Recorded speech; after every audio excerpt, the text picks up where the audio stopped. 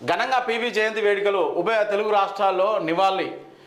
PV ghat వద్ద నివాళి అర్పించిన ప్రముఖులు, తెలంగాణ భవన్లో నివాళి అర్పించిన నేతలు, ఢిల్లీలో నివాళి అర్పించిన మంత్రులు, పీవీకి నివాళి అర్పించిన సీఎం రేవంత్ రెడ్డి, మంత్రులు బట్టి ఉత్తమ్ కుమార్ కూడా దివంగత పీవీ నరసింహ జయంతి వేడుకలు తెలుగు రాష్ట్రాల్లో పాటు ఢిల్లీలోనూ ఘనంగా జరిగాయి. భారతరత్న మాజీ ప్రధాని పీవీ నరసింహం జయంతిని తెలుగు రాష్ట్రం జరుపుకున్నాం. ఓకే, కాకపోతే మన తెలంగాణలో మన కేసీఆర్ గారు మంచిగా చేసినాడు, పీవీ నరసింహరావుకు మంచిగా సరైన గుర్తింపించిండు. ఎందుకంటే ఆయన శతాబ్ది ఉత్సవాలు ఘనంగా చేసినాడు. రెండోది సెంట్రల్ గవర్నమెంట్ కూడా పీవీ నరసింహరావు సేవలను గుర్తించి భారతరత్న ఇచ్చింది. కాంగ్రెస్ పార్టీ ఏం చేసింది, ఆయన చావును కూడా ఎంత ఘోరం చేసింది, జగమెరిగిన సత్యం.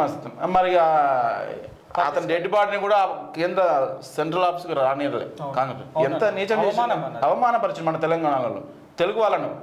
దండం పెడుతున్నారు ఆడ మన మన్మోహన్ సింగ్ కూడా స్మృతివనం చేయిస్తాడు, ఆయన కోటి ఇస్తున్నాడు ఆడ, కానీ ఇయ్యలే ఇంతవరకు. ఏందో దండం పెడుతున్నారు, దండం పెడుతున్నారు.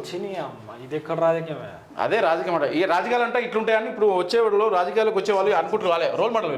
రాజకీయాలు అంటే ఇట్లా ఉంటాయి, ఇట్లా కాదు ఉంటాయి. మొత్తం మానం, మర్యాద, సిగ్గు, లజ్జ ఏం లేని రాజకీయం చేస్తారు.